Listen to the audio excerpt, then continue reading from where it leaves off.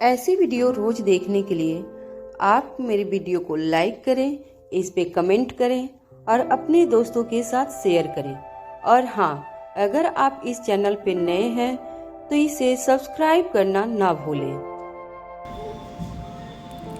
अनिका रोहित को हक करके सो जाती है, लेकिन अनिका को सोने से पहले उसके दिमाग में काफी कुछ चल रहा था। वह अपने मन को शांत करने के लिए अब लंबी गहरी सांस लेती है और सोने के लिए बिल्कुल रेडी हो जाती है। आंखें बंद करके अनिका अपने मन को शांत करती है और लंबी लंबी सांसें लेकर कुछ टाइम तक ऐसे करती है। उसके बाद अनिका को भी गहरी नींद आ जाती है और दोनों सो जाते हैं। सुबह का टाइम जैसे ही अनिका सोकर उठती है, रोहित वहाँ पर नहीं था, क्योंकि रोहित अपने रूटीन काम के लिए वर्कआउट करने के लिए गया हुआ था। अब अनिका जल्दी से उठती है, तभी वह अपना फोन चेक करती है, कहीं उसकी मॉम ने कोई नोटिफिकेशन तो नहीं डाला है। अनिका जल्दी से देखती है, तभी उसकी माँ का मैसेज था कि आज मैं तुमसे मिलना चाहती हूँ। तुम्हें पता है ना कहाँ पर आना है? तुम जब भी फ्री हो तुम आ सकती हो, मैं तुम्हारा इंतजार करूंगी। इतना ही मैसेज था उसकी माँ का। उसके बाद अनिका जल्दी से मैसेज को भी डिलीट कर देती है अपने फोन से। अब रेडी हो जाती है क्योंकि अनिका को पाली जाना था। लेकिन उसकी माँ का जो मैसेज था लेटर में, उसको पढ़ने के बाद अनिका को लगा कि पहले अगर मैं अपनी माँ से मिल लेती हूँ तो उसके बाद ही मैं आगे के बारे में कोई नया डिसीजन ले लूंगी। अब अनिका अपना फोन निकालती है और प्रीति के पास कॉल लगाती है, लेकिन प्रीति फोन नहीं उठाती क्योंकि प्रीति अपने रूम में ही सो रही थी। भूमिका और कौटिल ने उसे रेस्ट करने के लिए उसको उसके रूम में भेज दिया था। अब प्रीति फोन नहीं उठाती। अनिका समझ जाती है कि प्रीति हो न हो अपने रूम में होगी, इसलिए जल्दी से वो भी प्रीति को कॉल लगाती है। वो भी दूसरी कॉल से कॉल उठाती है। वो भी अनिका का नंबर देख के उसके चेहरे पर भी स्माइल आ जाती है। तभी फोन उठाते ही कहती है, गुड मॉर्निंग भाभी। अनिका दूसरी तरफ से, हाँ गुड मॉर्निंग भूमिका, तुम ठीक तो हो? तभी भूमिका कहती है, मुझे क्या हो गया है, मैं बिल्कुल ठीक हूँ। आप ठीक हो ना? आपका काम हो गया जो आप करने के लिए गई थी? भूमिका की बात सुनकर अनिका बात को संभालते हुए कहती है, भूमिका बात दरअसल ऐसी है कि हम जा रहे हैं, लेकिन तुम्हारे भैया यानी कि रोहित मारवा का कुछ काम हो गया हो, इसलिए हम ऑफिस के बाद सीधा घर आ गए, इसलिए हम वहाँ पर नहीं जा पाए और अभी हम नहीं जा रहे हैं। तभी भूमिका कहती है, तो फिर आप कहाँ जा रही हो? अब भूमिका को ऐसी बातें सुनकर अनिका कहती है, जहाँ पर होना चाहिए। वो भी कहती है, अनिका भाभी आप पहेलियाँ क्यों बुझा रही हो? क्योंकि अब सुबह हो चुकी है, इसीलिए मैं पूछ रही हूँ आप रात भर कहाँ पर थे? अब अनिका प्यार से आंसर देती है, अपने बेडरूम में। अब भूमिका के चेहरे पर भी स्माइल आ जाती है और फिर कहती है, ठीक है हम यहाँ अंडरग्राउंड लैब में हैं। तभी अनिका कहती है, ठीक है जैसे सिचुएशन हो मुझे कांटेक्ट करके जरूर बताना। भूमिका हामी भर देती है। तभी अनिका फोन को डिस्कनेक्ट कर देती है।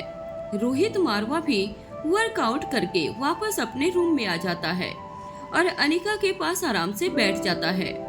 अनिका आराम से अपने फोन में कुछ चेक कर रही थी, तभी रोहित अनिका के पास आकर बैठ जाता है और फिर अनिका से कहता है, अनिका क्या चेक कर रही हो? तभी अनिका कहती है, कुछ नहीं, मैंने एनी को जो काम दिया था क्या वह एनी ने अच्छे से कर दिया, बस यही पता लगाने की कोशिश कर रही हूँ। तब भी रोहित कहता है, तुम यह काम जाकर भी तो कर सकती हो।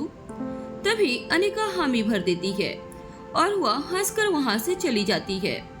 एनी अपने काम में काफी व्यस्त थी क्योंकि उसने रिया के क्लोन को हूबहू रिया का जो पहले वाला क्लोन था बिल्कुल वैसे ही डिजाइन तो कर दिया था, लेकिन कुछ हमारी इमोशनल एक्टिविटी थी उसमें, थोड़ा सा उस काम को अभी बाकी था, अभी तक पूरी तरह रेडी नहीं हुआ था, इसलिए अनिका ने एनी को वह काम करने के लिए दिया हुआ था। अब अनिका जल्दी से जाती है और एनी के पास आती है। एनी काम कहाँ तक पहुँचा है? अब एनी जवाब देती है, बस अभी मैम होने ही वाला है, क्योंकि ज्यादा इसमें काम की जरूरत थी तो मुझे काफी कुछ सिस्टम इसके अंदर चेंज करने पड़े, जिस वजह से मुझे टाइम ज्यादा लग गया है। अब अनिका कहती है, अभी तुम्हें जल्द से जल्द इसको रेडी करना होगा, क्योंकि फैमिली वाले मेंबर्स सभी रिया और तीनों बच्चों के बारे में पूछने लग चुके हैं, क्योंकि अभी तक हमने उनको यह बताया था कि बच्चे पिकनिक पर गए हैं कुछ टाइम अपने दोस्तों के साथ बिताने के लिए। अब एनी हाम में अपना सर हिला देती है और अनिका कुछ वहाँ पर जो वर्क सैंपल अनिका ने पहले ही ले लिए थे वह सब चेक करने लग जाती है। अब एनी से पूछती है, यह वर्ल्ड सैंपल का प्रोसीजर कहाँ तक है? अब एनी कहती है, यह पेंडिंग में है, क्योंकि आपने मुझे रिया के क्लोन बनाने का काम दिया था तो मैं उसमें ही अपना पूरा टाइम इसी में व्यस्त रहती हूँ। अब अनिका हाँ में अपना सर हिला देती है। फिर अनिका कहती है, जल्द से जल्द इसे पूरा करो, क्योंकि 1 या 2 दिन में मैं बच्चों को वापस घर लेने वाली हूँ। इट मीन्स मैं अपने तीनों का यह क्लोन के थ्रू अपने बच्चों को फैमिली मेंबर्स के सामने लाना चाहती हूँ, ताकि उन्हें किसी तरह का कोई भी शक ना हो, घर को या बाहर वाले किसी को भी ना। किसी को भी बच्चे के बारे में थोड़ी सी भी भनक नहीं लगनी चाहिए। अब एनी हामी भर देती है और अपने काम में वापस से व्यस्त हो जाती है। अनिका देख लेती है कि एनी अब जल्द से जल्द अपना काम पूरा कर देगी, इसलिए वापस अनिका अपने रूम में आ जाती है। रोहित, जो कि अभी फ्रेश होके आराम से बेड पर बैठ चुका था और अनिका के पास जाने के लिए जैसे ही खड़ा होता है तो अनिका उसे दरवाजे से आती हुई दिखाई देती है। तभी रोहित कहता है, अनिका तुम तो जल्दी ही आ गई, क्योंकि मैं तुम्हारे पास ही आने वाला था। अब अनिका कहती है, अभी एनी ने अपना पूरा काम नहीं किया है, अभी उसका काम बाकी है, इसलिए मैं उसे बोल कर आई हूँ कि मुझे 2 या 3 दिन के अंदर मुझे रिया पहले की तरह ही चाहिए, जैसे कि हमारा पहले वाला क्लोन था। लेकिन एनी ने हाँ की है, क्योंकि एनी अपने काम को बहुत बेहतरीन तरीके से करती है। अब अनिका रोहित के पास आकर बैठ जाती है। रोहित अनिका की तरफ देखता है उसकी आंखों में, क्योंकि अभी अनिका की आंखें बहुत कुछ कह रही थी, भले ही वह जुबान से कुछ न कह रही हो। अभी रोहित अनिका के हाथों को अपने हाथों में ले लेता है, उसके बाद उसकी आंखों की तरफ देखने लग जाता है, उसका चेहरा अपनी तरफ कर लेता है। लेकिन अनिका बार बार रोहित से अपनी आंखें चुराने लग जाती है। तभी रोहित अनिका से कहता है, क्या तुम मेरी आंखों में आंखें डालकर कुछ बता सकती हो? तभी अनिका रोहित की तरफ देखती है और फिर पूछती है, हाँ मिस्टर मारवा, मैंने आपके सभी डाउट तो कल ही क्लियर कर दिए थे, अब कौन से डाउट बाकी हैं आपके? फिर रोहित कहता है, अनिका मैंने तुमसे क्वेश्चन किया था, तुम्हें याद होगा। तभी अनिका के दिमाग में अपने जल्दी से वह बात याद आती है जो रोहित ने कल सफर में जाते हुए गई थी। अब अनिका कहती है, हाँ मिस्टर मारवा, यह बात तो मेरे दिमाग से ही फ्लैश हो गई थी। अब अपने बात को स्टार्ट की, तो क्या आपने मुझे बता सकते हो आपने ऐसा बुद्धू का क्वेश्चन क्यों किया? अब रोहित कहता है, क्या कहा? मैं तुम्हें कुछ बताना चाहता हूँ। तभी रोहित अपनी जगह से उठता है और दरवाजे के पास चला जाता है और दरवाजे को अच्छे से बंद करके वापस अनिका के पास आ जाता है। तभी रोहित कहता है, अनिका मुझे पता है तुम क्या ढूंढने और क्या करने की कोशिश कर रही हो। तभी अनिका के चेहरे के एक्सप्रेशन चेंज हो जाते हैं।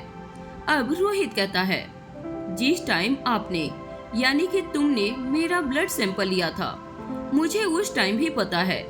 तुम्हें लगा कि मैं सो रहा हूँ, लेकिन मैं तुम्हें उस आंसर तक पहुँचने से पहले ही मैं तुम्हारे सामने अपना आंसर रखना चाहता हूँ। आगे तुम्हारी मर्जी, जो तुम्हारा दिल करे वह आप कर सकती हो। अब अनिका के चेहरे पर घबराहट साफ साफ दिखाई दे रही थी, क्योंकि अनिका ने कुछ दिन पहले ही रोहित के सोने के बाद उसका ब्लड सैंपल ले लिया था। जब उसकी माँ ने उसे बताया था कि रोहित के बारे में क्या तुम्हें कुछ पता है, तभी अनिका के अंदर भी काफी डाउट चल रहे थे। इसलिए अनिका ने बिना रोहित की परमिशन से उसका ब्लड सैंपल ले लिया था। बात याद आते ही अनिका काफी घबरा जाती है। तभी रोहित अनिका के कंधों पर हाथ रखता है और फिर अनिका से कहता है, अनिका तुम्हें घबराने और परेशान होने की कोई जरूरत नहीं है, क्योंकि वह तुम्हारा कर्म था, तुम्हारा धर्म था, क्योंकि तुम एक ऐसे वुमन हो जो बिना सबूत और बिना अपनी जांच के किसी भी मुद्दे पर या फिर किसी आंसर तक नहीं पहुंच सकती हो। तभी तो तुम मेरी सुपर लेडी हो। रोहित के मुंह से यह बात सुनने के बाद अनिका अब अपने आप को शांत महसूस कर रही थी, क्योंकि अनिका को लगने लग गया था कि रोहित ने उसकी चोरी को पकड़ लिया है। अब पता नहीं रोहित उससे कौन और कैसे क्वेश्चन करेगा। शायद इनके आंसर खुद अनिका के पास भी नहीं थे। अब रोहित अपनी सीट से खड़ा हो जाता है और 2 कदम आगे की तरफ चलता है और फिर वापस पीछे की तरफ 2 कदम आ जाता है। फिर अपने आप को शांत करता है और फिर अपनी बात को 2 मिनट चुप रहने के बाद स्टार्ट करता है। अनिका, मैं तुम्हें एक ऐसी बात बताने जा रहा हूँ जो शायद जिसके बारे में मुझे खुद नहीं पता, लेकिन मेरे सामने मैं इसको बस अपना लक समझकर ही इसके साथ इतना बड़ा हुआ हूँ। अब अनिका सोचने लग जाती है कि रोहित क्या कह रहा है। तभी रोहित अनिका से कहता है, अनिका, तुम्हें अपने दिमाग पर ज्यादा स्ट्रेस देने की कोई जरूरत नहीं है। मैं तुम्हें बताने जा रहा हूँ, उसके बाद तुम्हारे बिल्कुल जितने भी डाउट हैं वो क्लियर हो जाएंगे। और मैं चाहता हूँ कि मेरे अंदर जो डाउट चल रहे हैं उन्हें तुम ही सॉल्व कर सकती हो, और तुम्हें यह करना भी होगा। अब अनिका अपने हाँ में गर्दन हिला देती है और फिर कहती है, हाँ मिस्टर मारवा, अगर आप मुझे बताओगे तो मेरे से जो बनता है मैं आपको सभी क्वेश्चन का आंसर या जो आपके डाउट हैं उनको हल करने की पूरी कोशिश करूंगी। अब रोहित वापस अनिका के पास आ जाता है और वापस अनिका के हाथ को अपने हाथों में ले लेता है और अपनी मुट्ठियों के बीच में अनिका के हाथों को बीच में कर लेता है। उसके बाद रोहित अनिका से कहता है, अनिका, करीब मुझे भी नहीं पता यह बात कब की है, लेकिन मेरी एज ज्यादा तो नहीं, इसलिए कह सकता हूँ 10 से 12 के आसपास होगी, जब मेरी तबीयत काफी खराब हो चुकी थी। मैं बहुत छोटा था, मुझे भी नहीं पता, लेकिन मुझे धुंधला धुंधला याददाश्त है, मेरी भी है, लेकिन मुझे मेरी दादी माँ ने बताया था। मैं 5 से 6 ईयर के बीच में ही था। तब मैं अपनी साइकिल को चलाने के लिए उठाकर जैसे ही आगे की तरफ बढ़ा, वैसे ही नीचे की तरफ कुछ कांच के टुकड़े गिर गए थे, जहां जो कि सीधे मेरे बॉडी के अंदर लग गए थे। उसके बाद मेरा काफी ब्लड लॉस हो गया था, क्योंकि आसपास कोई नहीं था जब मुझे देखा गया, यानी कि जब मुझे नौकर के द्वारा मेरी दादी माँ को बताया गया कि मेरी हालत काफी नाजुक है, तभी मुझे हॉस्पिटलाइज्ड किया गया। उसके बाद डॉक्टर ने बताया कि इसके बॉडी के अंदर इस कांच के टुकड़ों ने काफी जहर फैला दिया है, जिसके कारण से इसके ब्लड को चेंज करना होगा। अभी इस ब्लड ग्रुप का रेयर चांस है जो हमें यहाँ पर मिल सकता है, उसके बाद पता नहीं। यानी कि यह कहो कि तुम्हारी माँ डॉक्टर स्वाति मल्होत्रा उस टाइम पे किसी का ऑपरेशन कर रही थी, लेकिन मेरी दादी माँ ने मेरी स्वाति मल्होत्रा के सामने काफी रिक्वेस्ट डाली और काफी कुछ कहा था, क्योंकि खुद डॉक्टर अमृता की तरह डॉक्टर स्वाति भी अपनी पहचान को छुपाकर ही किसी का कोई भी ऑपरेशन करती थी। उस टाइम पे वो हमारे हॉस्पिटल में आई हुई थी। तब मेरी दादी माँ ने उनसे रिक्वेस्ट करी तो उन्होंने मुझे जीवित किया था। उसके बारे में आगे मुझे कुछ नहीं पता, लेकिन मेरी दादी माँ मानती हैं कि डॉक्टर जो भी थी उस हॉस्पिटल में, उसकी वजह से मेरी जान बची है। और मुझे भी नहीं पता कि वह डॉक्टर कौन थी, लेकिन मैं यह कह सकता हूँ कि कहीं न कहीं वो तुम्हारी माँ ही होंगी, क्योंकि जिस टाइम पे मैं छोटा था तो उस टाइम पे मेरी जैसी ही अपनी आंखें खोलता हूँ तो मेरे सामने तुम्हारे जैसा ही एक प्रतिबिंब था, यानी कि तुम्हारे जैसा ही एक चेहरा था। जब मैंने फर्स्ट बार तुम्हें देखा तो मुझे वही चेहरा बिल्कुल साफ नजर आ गया था जो मैंने अपने बचपन में वो धुंधला धुंधला हॉस्पिटल में देखा था। अब अनिका बिल्कुल समझ चुकी थी कि मिस्टर मारवा जो सोच रहे हैं बिल्कुल सही है। अब अनिका रोहित से कहती है, थैंक यू रोहित, तुमने मेरा और आपने मेरे बहुत बड़े क्वेश्चन का आंसर मुझे दे दिया है, धन्यवाद। अब रोहित कहता है, अनिका, उसके बाद से मुझे कभी भी चोट लगती या फिर कुछ भी होता मेरे दर्द यानी कि मेरी जख्म जल्दी से जल्दी कम पेन होता था अगर मुझे किसी तरह की इंजरी होती। अब अनिका बिल्कुल समझ चुकी थी कि रोहित के अंदर कहीं न कहीं पावर ड्रग्स को भी इंजेक्ट किया गया था, यानी कि रोहित के अंदर भी पावर ड्रग करता है। अनिका, मुझे इसके आगे कुछ नहीं पता। अब अनिका कहती है, तुम्हें आपको और कुछ जानने की जरूरत नहीं है और आपके क्वेश्चन का आंसर मैं आपको जरूर दूंगी, लेकिन अभी उसमें समय लगेगा। अब रोहित समझ जाता है कि अनिका क्या कहना चाहती है। तभी रोहित कहता है, अनिका, हमें पाली चलना चाहिए। अनिका कहती है, नहीं, मेरी बात हो गई है, लेकिन हमें अभी वहाँ नहीं जाना। अभी यहाँ पर कुछ काम है, इसलिए मैं वह काम पूरा करके उसके बाद ही वहाँ जाएंगे। अब रोहित कहता है, ठीक है, तुम अपना काम करो, तब तक मैं अपने ऑफिस में जाता हूँ। रोहित अनिका को कहने के बाद जल्दी से अपना सामान लेता है और जल्दी से गाड़ी निकालकर वापस खुद ड्राइव करके ऑफिस के लिए निकल जाता है। वहीं दूसरी तरफ अनिका काफी कुछ सोच रही थी, क्योंकि उसकी माँ का मैसेज था कि अनिका, तुम जब भी फ्री हो तुम मेरे पास आ सकती हो। इसलिए रोहित जा चुका था। अभी वह भूमिका और उसके साथ ही इन्हीं से मिलके आ चुकी थी, इसलिए अनिका को यह समय सबसे अच्छा लगता है। उसके बाद जल्दी से अनिका भी बाहर की तरफ चली जाती है। अनिका अब कुछ ही देर में अपनी माँ के बताए हुए एड्रेस पर पहुँच जाती है। यह जगह वही थी जहाँ अक्सर वह अपनी माँ से मिलने के लिए जाती थी। अनिका जब वहाँ पर पहुँचती है तो वहाँ पर बूढ़े बाबा अनिका को एक खंडर हुए कमरे की तरफ जाने का इशारा करते हैं। भले ही यह कमरा बाहर से खंडहर नजर आ रहा था, लेकिन अंदर से बिल्कुल ही अलग था। इस कमरे में बनावट एकदम यूनिक थी, बिल्कुल स्वाति मल्होत्रा की टेक्नोलॉजी के अनुसार। और अब अनिका अपनी माँ से उसके हाल चाल पूछते हुए कहती है, आप कैसी हैं माँ? आई होप आप बिल्कुल ठीक होंगे। अब स्वाति मल्होत्रा जवाब देती है और फिर कहती है, हाँ बेटा, मैं बिल्कुल ठीक हूँ। उसके बाद फिर अनिका से कहती है, मुझे तुमसे क्यों मिलना था और तुम इतनी जल्दी आ गई, यह तो मैंने सोचा ही नहीं था। इतना कहकर अनिका की माँ हंसने लग जाती है। अब फिर अनिका कहती है, मुझे रोहित और आकाश दोनों के ब्लड सैंपल के बारे में कुछ खास केमिकल्स मिला है, क्योंकि मुझे सौम्या द्वारा पता चला था कि मैं एक बार आकाश के बेटे का ब्लड सैंपल आकाश से मैच कर लूं, ताकि मुझे भी पता चल जाए कि आखिर वह आकाश का बेटा है या नहीं है। लेकिन जब मैंने पहली बार आकाश का ब्लड सैंपल लिया तो उस टाइम से उसके सैंपल के जो हाइजीन थे वो काफी लो थे, लेकिन अब वाले आकाश में काफी इम्प्रूवमेंट लग रही है और काफी चेंज भी आया है उसके ब्लड सैंपल में। अब अनिका की बात सुनकर स्वाति समझ जाती है कि अनिका यहाँ पर क्या करने और क्या बात करने के लिए आई हुई है, लेकिन अनिका की बात पूरी होने तक वह कोई भी जवाब नहीं देती। वह ध्यान से अनिका की हर एक बात को सुनती है। अनिका कुछ देर रुककर आगे फिर कहती है, क्या यह केमिकल फार्मूला आपने बनाया है माँ? क्योंकि मैं इतनी कोशिश करने के बाद इसके बारे में कुछ भी पता नहीं कर पाई हूँ।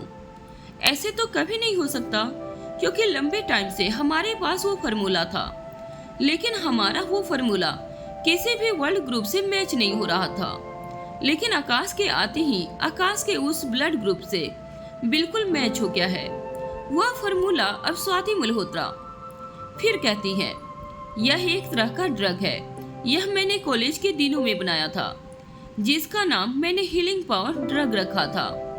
उस टाइम कॉलेज में मैं बहुत ही बिजी रहती थी, मैंने कुछ रिसर्च करना चाहती थी, इसलिए मैंने इस ड्रग को इन्वेंट किया। करने से पहले ही वहां से गायब हो गई और यह खतरनाक भी था, इसलिए मैं नहीं चाहती थी कि किसी भी ऑर्गेनाइजेशन के थ्रू यह उस तक पहुंचे, इसलिए मैंने इसे बनाना बंद कर दिया था। उसका ऑफर मिलने के बाद भी मैंने उसके साथ काम करने के लिए यहाँ से चली गई थी और उसके आगे क्या हुआ वह सब मुझे नहीं पता। बाकी मैंने अपने उस लॉकर्स में भी चेक किया था, जहाँ पर मुझे कुछ नहीं मिला। अब अनिका स्वाति मल्होत्रा से कहती है, इसका मतलब रोहित को यह ड्रग आपने दिया था, क्योंकि रोहित की भी जितनी भी बातें मैंने सुनी है उससे साफ साफ पता चलता है कि आपने ही उसे पावर ड्रग दिया है। आकाश का तो मैं नहीं कह सकती, लेकिन मिस्टर मारवा यानी कि रोहित को तो आपने ही दिया था। लेकिन माँ, मैं यह सब आपसे पूछना चाहती हूँ कि आपने यह सब कैसे किया?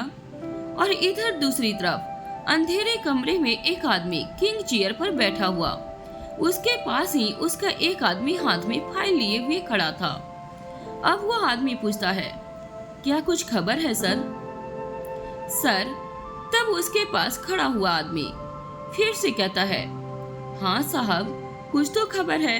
अब पहले वाला आदमी फिर से बोलता है, तो क्या खबर है, हमें जल्द से बताओ।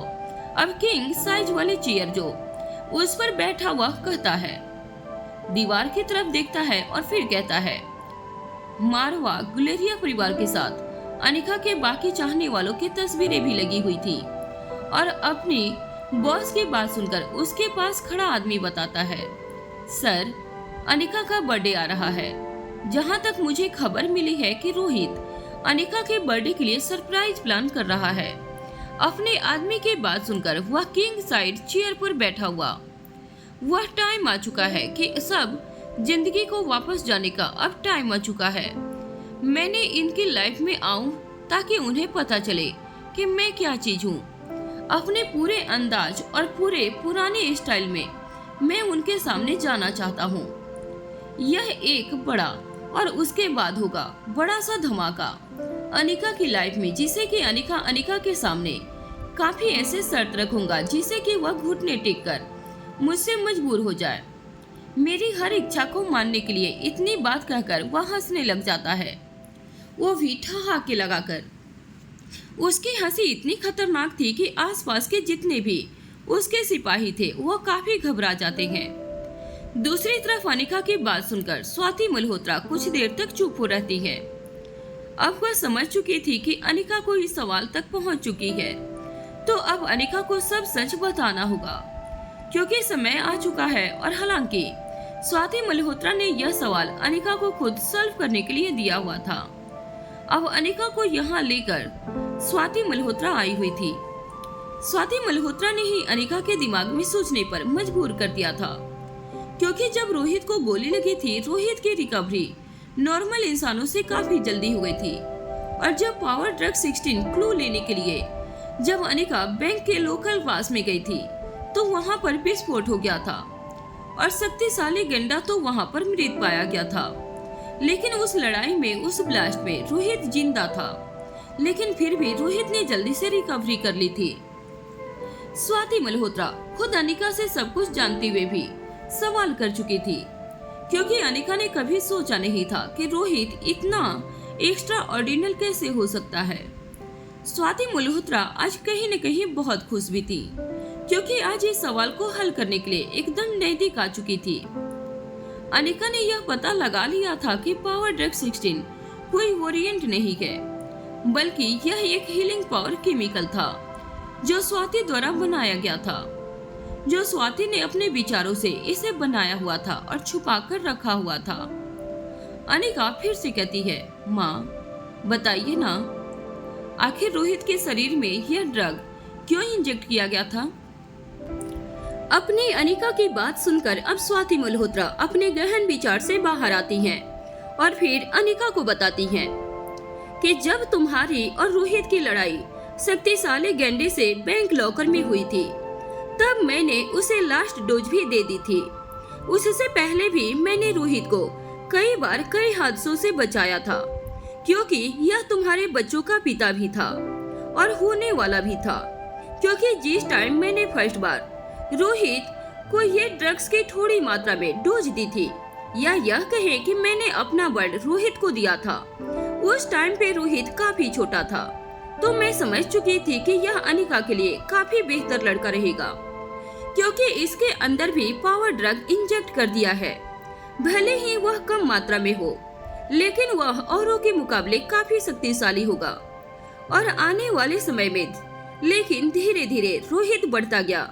ऐसे ऐसे रोहित के सामने परेशानी आती गई, जैसे मैं तुम्हारी हर परेशानी को सॉल्व करती थी, ऐसे ही रोहित के सामने जो भी परेशानी आती थी मैं उसे भी सॉल्व करती थी।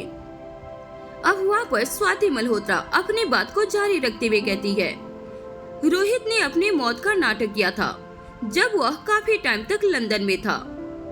तब शायद तुम्हें पता होगा कि लंदन में क्रिस्टोफर के गैंग के साथ झटपट में रोहित के दिल के पास गोली लगी थी।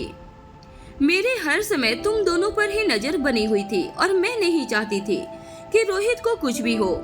तब रोहित को यह हीलिंग पावर ड्रग मैंने ही दिया था। उस टाइम पर रोहित की हालत बहुत ही खराब हो चुकी थी और वह काफी समय तक बेहोश भी था। मैंने मौका लगाकर रोहित की सिक्योरिटी से बचकर हॉस्पिटल गई थी और रोहित को एडमिट किया था। रोहित के रूम में जाकर मैंने उसको यह हीलिंग पावर ड्रग दिया था ताकि रोहित जल्द से जल्द रिकवर कर सके, क्योंकि रोहित को दिल के इतने करीब गोली लगी हुई थी। अगर उसका जख्म जल्द से जल्द नहीं रिकवर किया गया, शायद रोहित को बचाना मुश्किल था। अनिका अपनी माँ की यह बातें सुनकर एकदम से हैरान हो जाती है। उसकी आंखें खुली की खुली रह जाती है। लेकिन अब अनिका अपनी माँ की बात सुनकर एक चैन और एक लंबी सांस लेती है और उसके चेहरे पर एक प्यारी सी स्माइल भी आ जाती है। अनिका भी यह जानकर खुश हो जाती है कि वह और मेरे बच्चों की कितनी केयर करती है, वो भी मेरी माँ। अब अनिका अपनी माँ को जोर से हग कर लेती है और थैंक यू माँ बोलकर अपनी माँ को गले लगाए रहती है। अब अनिका की आंखें भी नम हो चुकी थी, उसके साथ ही स्वाति मल्होत्रा की आंखें भी नम हो गई थी, लेकिन अपनी आंखों की ममता को एक दूसरे से छुपा रही थी। अगर आप उस टाइम पर रोहित के साथ नहीं होती तो शायद आज मेरी दुनिया इतनी ज्यादा खूबसूरत नहीं होती। आपको नहीं बता सकती। अब स्वाति भी अनिका के सिर पर एक प्यारी सी टपली मारते हुए कहती है, पागल लड़की, कोई अपनी माँ को ऐसे थैंक यू बोलता है क्या? तभी अनिका कहती है, माँ अगर आप नहीं होती तो स्वाति कुछ नहीं कहती। माँ अपने बच्चों की मुसीबत के साथ साथ अपने पूरी फैमिली को एक साथ मेरे साथ रखा है। यह सब आपको हमारी ढाल बनकर हमेशा हमारा साथ दिया है। अब अनिका की माँ कहती है, यानी कि स्वाति मल्होत्रा कहती है, माँ अगर अपने बच्चों की मुसीबत के साथ नहीं देगी तो कौन देगा? वैसे भी मैंने तुम्हें पहले ही बता दिया था, मेरी एक हर नजर हमेशा तुम पर ही रहती है, चाहे तुम दुनिया के किसी भी कोने में हो। अपनी माँ के मुंह से यह बातें सुनकर अनिका को आज बहुत ज्यादा खुशी हो रही थी। पता नहीं क्यों उसके दिल को एक सुकून मिल रहा था, क्योंकि अनिका ने बचपन से ही अपनी माँ स्वाति मल्होत्रा को बहुत ज्यादा मिस किया था। स्वाति मल्होत्रा की बात सुनकर अब अनिका थोड़ी सी भावुक हो जाती है। अनिका को ऐसा भावुक होते हुए देखकर अब स्वाति मल्होत्रा अनिका के चेहरे को अपने हाथ में पकड़ती है और जैसे ही एक माँ अपने छोटे बच्चे को प्यार करती है, वैसे उसके पैर को टच करती है। तभी स्वाति मल्होत्रा कहती है, मैंने कभी तुमसे दूर नहीं थी बेटा, बस उस वक्त अच्छा समय नहीं था, लेकिन मैंने तुम्हें पहले से तुम्हें अलग अपने में रखकर तुम्हें स्ट्रॉन्ग बना दिया। पहले ही स्ट्रॉन्ग बना हुआ व्यक्ति आगे कभी मार नहीं खाता। तुम पहले से भी ज्यादा पावरफुल थी ताकि तुम इस समाज में इन सब लोगों को लड़ सको। स्वाति मल्होत्रा की यह बातें सुनकर अब अनिका कहती है, आखिरकार बेटी किसकी हूँ मैं? अनिका की बात सुनकर अब दोनों माँ बेटी हंसने लग जाती हैं। तभी अनिका अपनी माँ को छेड़ते हुए कहती है, पर आप तो रोहित को पसंद नहीं करती ना माँ, आप तो उस पर भरोसा भी नहीं करती हो। आप उसे मेरे लिए ही क्यों चुना? और आपने, लेकिन फिर भी आपने उसके लिए यह सब किया। अनिका की सारी बातें सुनकर स्वाति समझ जाती है कि अनिका उसे छेड़ रही है। अब वह प्यार से अनिका के माथे को चूम लेती है और फिर कहती है, जब मेरी बेटी को उस पर भरोसा है, जब मेरी बेटी को उससे प्यार करती है, हम मेरी बेटी के तीनों बच्चों का पिता है। हर जंग में मेरी बेटी का साथ दिया उसने। जब एक किंग होने के बाद भी उसने अपने से ज्यादा तुम्हारे वजूद को समझा, तो मैं ऐसे क्यों उस इंसान को धोखा दे सकती हूँ? आखिर मुझे इससे ज्यादा अपनी बेटी के लिए और क्या चाहिए? अब अनिका अपनी माँ से कहती है, लेकिन तब तक तो मैं रोहित से प्यार नहीं करती थी जब तक आपने रोहित को यह हीलिंग पावर रख दिया था। अनिका की बात सुनकर स्वाति अनिका से कहती है, तुम्हारे रोहित के लिए जो प्यार है वह उस टाइम से तुम्हारी आंखों में साफ साफ दिखाई दे रहा था। भले ही तुमने एक्सेप्ट नहीं किया हो, लेकिन मुझे तुम्हारी हर चीज और हर चीज के बारे में पहले से ही पता लग जाता है, क्योंकि मैं तुम्हारी माँ हूँ। यह बात बोलने के बाद स्वाति मल्होत्रा हंसने लग जाती है और फिर कहती है, भले ही रोहित के बॉडी में हीलिंग पावर ड्रग मैंने डाला था, लेकिन सच बताऊं तो आकाश की बॉडी में यह ड्रग कैसे आया मुझे खुद नहीं पता। मुझे अभी तक नहीं पता चला कि यह ड्रग पावर कहां से आया, क्योंकि मुझे भी पता चल चुका था कि आकाश की बॉडी में यह हीलिंग पावर कहां से आया। कुछ टाइम चुप रहने के बाद मैं कुछ टाइम तक दोनों ऐसे ही चुप रहती हैं। उसके बाद फिर स्वाति मल्होत्रा कहती हैं, और मुझे पूरा यकीन है कि यह कहां से आया, लेकिन शायद इसके बारे में मुझे कुछ तो पता है। अनिका की बात सुनकर अब स्वाति मल्होत्रा भी एक बार हैरान हो जाती है, लेकिन स्वाति मल्होत्रा कुछ नहीं बोलती। अनिका की बात को ध्यान से सुनती है। अब अनिका अपनी माँ से कहती है, आपको याद होगा एक बार मैंने आपको कहा था कि अगर आप मेरी जगह होती तो आप क्या करती? आकाश को बचाने के लिए कुछ भी करती, आपको पता है ना मैंने ऐसा क्यों कहा था। जब स्वाति फिर से पीछे की बातों को याद करते हुए सोचती है, जब अनिका ने स्वाति से मिलने आई थी तो स्वाति ने अनिका से यह सवाल किया था, अब आखिरकार उसे आकाश को क्यों बचाया। यह बात याद कर स्वाति फिर से बोलती है, हाँ मैंने बोला था। तब अनिका कहती है, तो माँ क्या आपको पता है मैंने ऐसा क्यों कहा था? अनिका की बात सुनकर स्वाति अनिका को सवालियों नजरों से देखती है।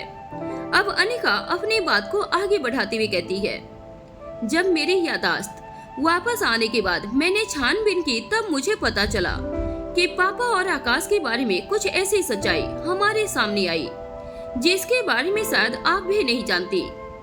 अनिका अपनी बात को आगे बढ़ाती हुई कहती है, जब आप पापा की लाइफ से चली गईं, तब पापा पूरी तरह से टूट गए थे। तब उन्हें इस दुनिया में अपना कोई महसूस नहीं होता था।